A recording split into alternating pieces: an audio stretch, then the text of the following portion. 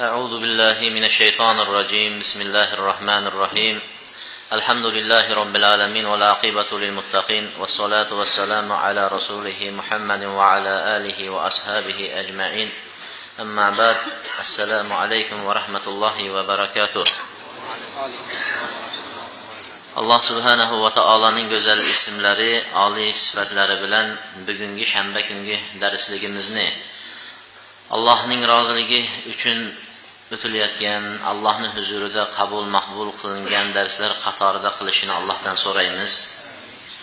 Bu darsligimizda biror bir banda uchun ulush qo'ymasligini, riyo, sum'alardan Alloh taolo xoli qilgan holatda muxlislar qatorida, ixlos bilan ibodat qilganlarning amallari qatorida qilishini so'raymiz. Alloh subhanahu va taolodan darslarimizni davomiy qilishligini so'raymiz. Alloh subhanahu va taolodan zohir va botin fitnalardan o'zi asrashligini so'raymiz. O'tilayotgan darslarimizga avvalo o'zimga qolaversa barchamizga amali solih qilishlikni Alloh taolodan so'raymiz. Biz Sulaymon alayhisolatu vassalomning qissalarida u kishining hayotlari bilan tanishayotgan edik. Bugun inshaalloh shu Sulaymon alayhisalomning tarixini davom ettiramiz. Sulaymon alayhisalomga Alloh taolo juda ko'p mo'jizalar ato etdi. Sulaymonga mulkni berdik deganda Alloh taolo nubuvvatni, podshohlikni va shu bilan qo'shib nubuvvatni Alloh taolo berdi, payg'ambarlikni. Va buni ta'kidlaydigan katta mo'jizalar berdiki, Sulaymon alayhisalomga inson va jinlarni itoat etadigan qilib va unga shamollarni bo'ysundirib, hatto tepada shamollarda askarlari bilan birga qo'shilib uchib yurishliklari bu mo'jiza edi. Bir insonning bitta o'zi avliyolarning bir karomatlari deyishi mumkin. Karomatlar bu qolganda bir insonni agar osmonda uchayotganini ko'rsangiz yo suvda cho'kmasdan yurib ketayotganini ko'rsangiz degan Imom Shofiy rahmatullohi alayhining gaplari, ko'rsangiz unga hayron qolmang, uni amaliga qarang deganda. Amaliga qarang. U shayton amalini qilib sehr bilan uchib ketyaptimi osmonda yo suvda shunday yur. Yo bo'lmasam Alloh taoloning bergan bir karomatimi?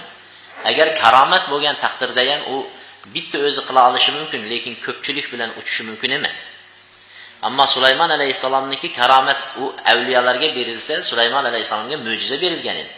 U kishiniki Allohning Sulaymonning chin payg'ambar ekanligini tasdiqlaydigan mo'jizasi askarlar bilan qo'shilib nimada uchishi? Havoda uchishligi. Shamollarni Alloh taolo u kishiga bo'ysundirib qo'yganliklari bu eng yetuk mo'jizalarning biri edi.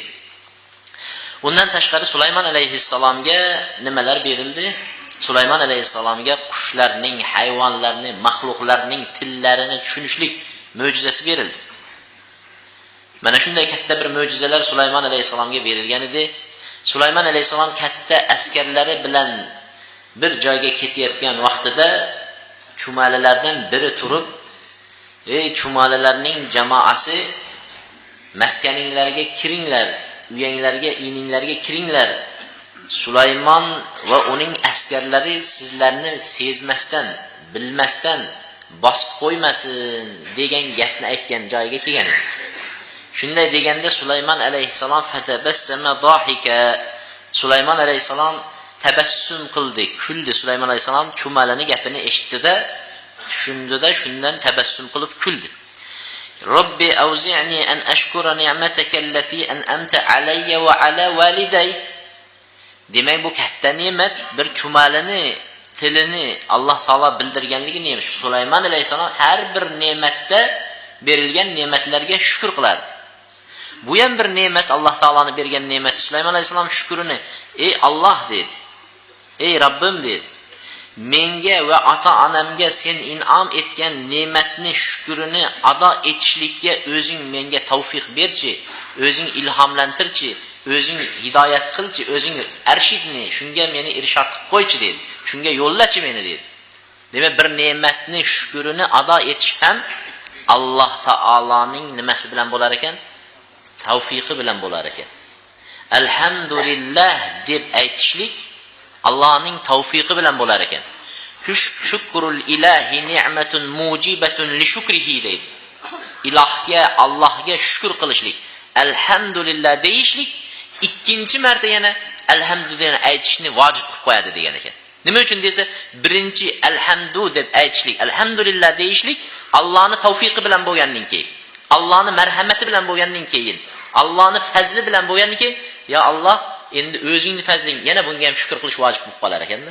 Xullas biz Allohning shukrini ado etolmas ekanmiz.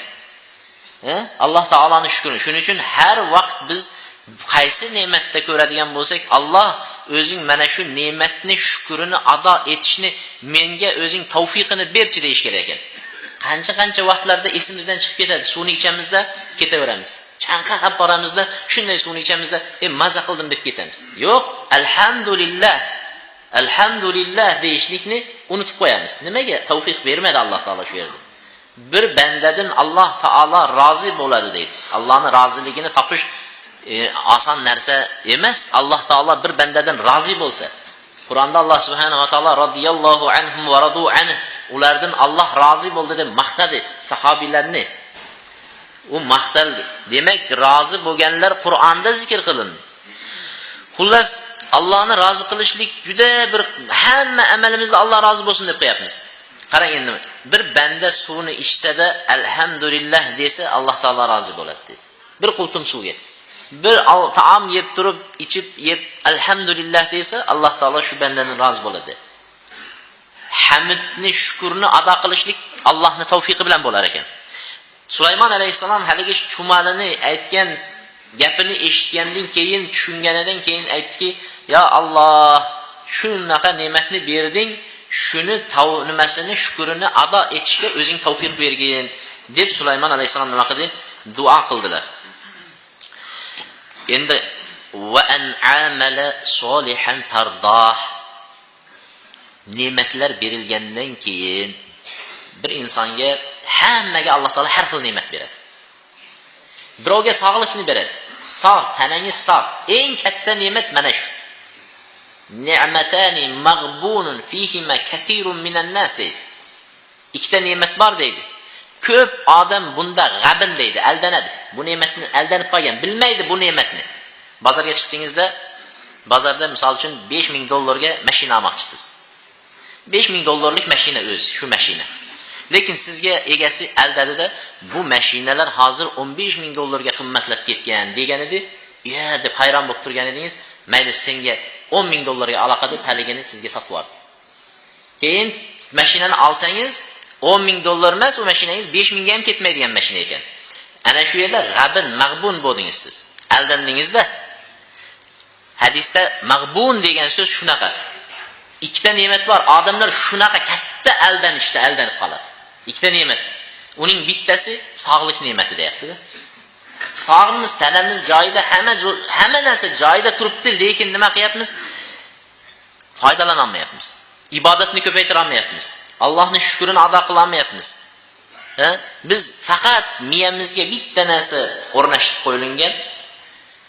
Dunyomiz ko'p bo'lsa shunda men baxtli odamman deb o'ylaymiz-da. Eng katta ne'mat shu dunyosi ko'p bo'lsa deb o'ylaymiz. Yo'q. Alloh subhanahu va taoloning bergan sog'ligiga, sihatga yetadigan narsasi yo'q ekan. Demak, aytayaptiki, va an amala solihan tardahu. Shu berilgan ne'matlardan deyapti Sulaymon alayhisalom. Shuncha berding. Shulardan sen rozi bo'ladigan solih amal qilishga menga tavfiq ber dedi. Demak, bir kishiga bir ne'mat berilsa, bir odamga bir ne'mat berilgan bo'lsa, shu ne'matning orqasida solih, Alloh rozi bo'ladigan amalni qilishlik kerak ekan. Sen rozi bo'ladigan amalni qilishga tavfiq ber dedi. Sog' odam sog'lik vaqtida g'animat bilib Alloh rozi bo'ladigan amalni qilib olish kerak ekan. Boy odam Alloh rozi bo'ladigan amalni dunyosi bor vaqtida qilib olish kerak ekan. Xullas, kimga Alloh qana ne'mat bergan bo'lsa, shu ne'matni Allohning roziligiga, Alloh rozi bo'ladigan yo'lga sarflashlik bilan qilishlik kerak ekan. Va amala solih. Demak, bizga berilgan ne'matlar Allohni rozi qiladigan solih amallar qilishlikka. va adkhilni bi rahmatika fi ibadika solihin.